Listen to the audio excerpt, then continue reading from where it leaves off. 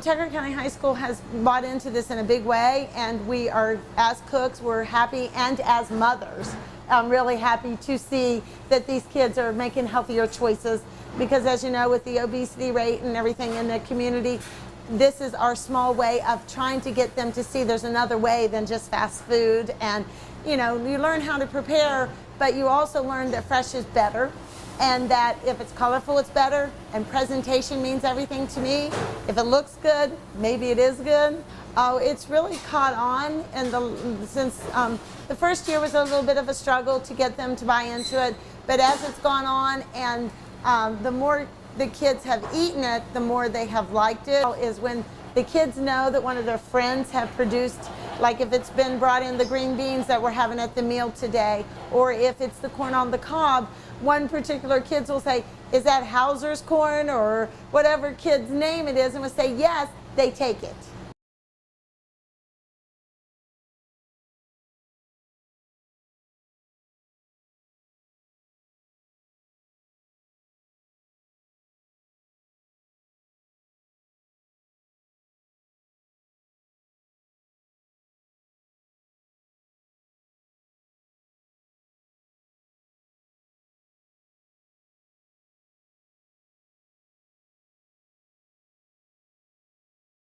We're now in our third year with the 30 by 72 foot greenhouse.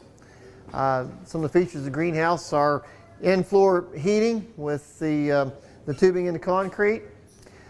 The tables that you see were built by the student labor here. The materials were purchased with a grant through the Canadian Valley Institute and Department of Wildlife and Fisheries. And adjacent to this structure is our outdoor classroom, still being finished, but it'll provide a lab area for not only the agriculture students, but the science and chemistry students here at the high school as well.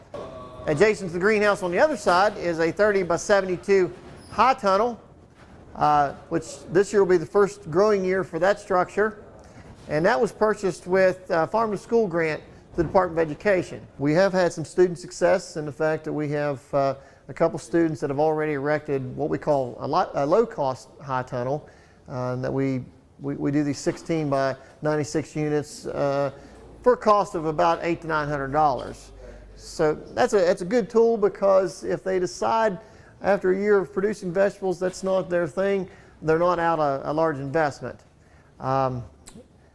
Another student that did that last year has decided to take it one step further, and has just recently ordered a 30 by 96 foot high tunnel. So we expect a large amount of produce coming off of his place again this year. Last year was the first year I grew produce, and I made my money back. And this year I'm looking to upgrade. I think next Friday I'll have a new, bigger high tunnel. I'm hoping to get into a variety of things, maybe some poultry, selling meat along with my produce. When the local food push was kind of becoming a big thing in West Virginia, and I decided to raise some of my own vegetables myself, and that first year I sold about $500 worth of sweet corn, and that just kind of propelled me to want to grow more the next year. We're using mostly transplants out of the high tunnel that have already, they're usually 6 to 12 inches depending on the plant.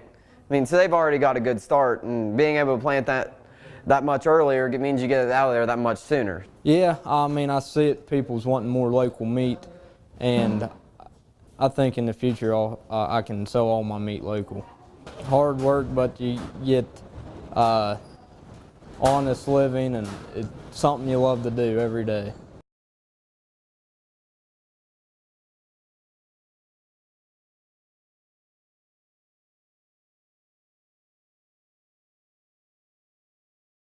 ProStart is actually working with Ag to take all the produce that they create at the greenhouse as well as off-site properties. We are taking the product here at the school. We are processing it, cryovacuuming it, IQF freezing it, and selling it to the cafeteria and other schools as well as to the public. So it's a pretty cool setup that we have going on. When I first started, we had about 30 kids in the program. As of right now, we have about 80 students. It's the most in the state, which is pretty cool. It's time, but next year I think we'll be ready to go. The greenhouse should be full. We got our new tractor. We should be able to start tilling some land and actually get product coming in to where we can't handle it. That's where we want to be. We're extremely excited to be the owners of a brand new John Deere tractor, about a 40 horsepower unit that will be made available to the students to use on their own home property.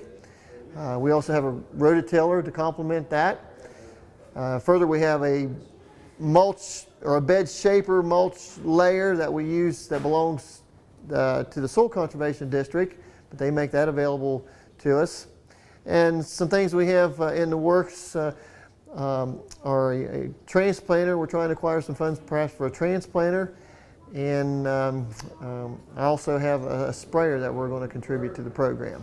I just can't say enough about the community support that we have for our program. And we have a lot of adults that just really want to see this grow. The whole team here at the high school and with our food service director, Jonathan Hicks, we've been fortunate to get everybody on board. And I think we talk about success stories, that for us probably is our success story.